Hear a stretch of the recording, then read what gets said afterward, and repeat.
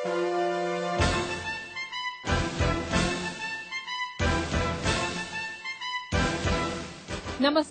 अर्थव्यवस्था पर America live के इस खास कार्यक्रम में आपका स्वागत है। वॉशिंगटन से मैं हूं वॉइस ऑफ अमेरिका की विदुषी सिन्हा और मेरे पीछे जो आप देख रहे हैं ये है अमेरिका की ट्रेजरी बिल्डिंग। यहीं से राष्ट्रपति बराक ओबामा की वित्तीय टीम अमेरिका को आर्थिक संकट से उबारने की कोशिश में लगी है। अगले आधे घंटे में हम आपको दिखाएंगे अमेरिका पर छाए आर्थिक संकट के अलग अलग पहलुओं को और समझने की कोशिश करेंगे कि कब तक ये स्थिति बदलेगी। इस संकट के केंद्र में है अमेरिका की वित्तीय व्यवस्था का चरमराना और इसकी एक वजह ये भी मानी जाती है कि सरकारी कंट्रोल्स की कमी हो जाना अमेरिकी वित्तीय व्यवस्था में। तो आर्थिक संकट ने इस बहस को तेज कर दिया है कि सरकारी हस्तक्षेप खुले बाजार में कितना और किस सीमा तक होना चाहिए। मुक्त बाजार का प्रतीक अमेरिका आज अपनी पूरी वित्तीय व्यवस्था को बचाने के लिए प्राइवेट बैंकों को सरकारी मदद दे रहा है और उनमें सरकारी हिस्सेदारी को बढ़ा रहा है। कुछ समय पहले तक अमेरिका में प्राइवेट बिजनेस में सरकारी हस्तक्षेप की बात सोचना भी मुश्किल था। जब अमेरिका सहित दुनिया भर के देश वित्तीय संकट से जूझ रहे हैं, तो वहीं दूसरी ओर भारत में फाइनेंशियल सेक्टर में बाकी देशों की तुलना में स्थिरता है। वॉशिंगटन के चीफ फाइनेंशियल ऑफिसर का कहना है कि सरकारी हस्तक्षेप और संरक्षणवाद जो आज तक भारत की कमजोरी समझा गया है, आज उन्हीं नियमों और विनियमों ने भारतीय अर्थव्यवस्था को डूबने से बचा लिया है।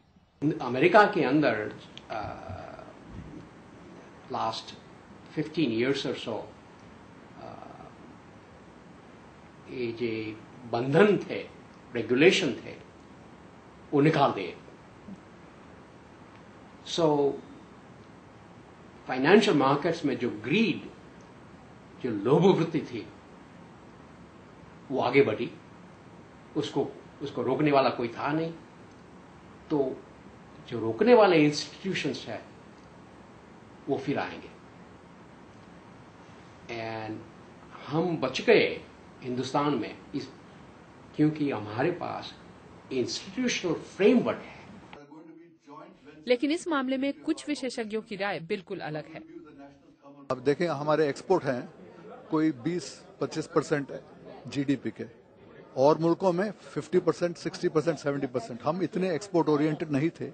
इसके वजह से, कंट्रोल के वजह से नहीं, मगर हम इतने एक्सपोर्ट ओरिएंटेड नहीं थे। इसके वजह से असर कम हुआ, मगर ये मत कहिए कि हम बच गए।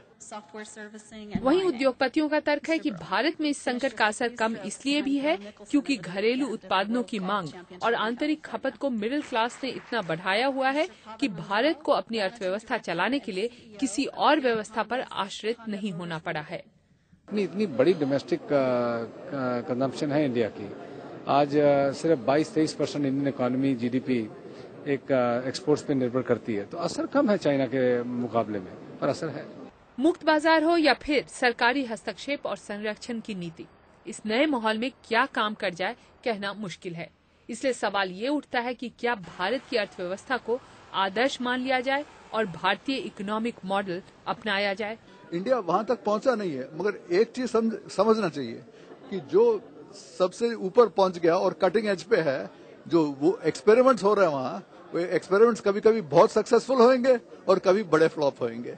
मगर ये मत सोचना चाहिए कि बैकवर्ड होना बहुत अच्छा है, क्योंकि हम कभी फ्लॉप नहीं होंगे। इस संकट के माहौल में भी कई सारे ऐसे बिजनेसेस हैं जो बहुत अच्छा कर रही हैं, बता रहे हैं अमित श्रीवास्तव।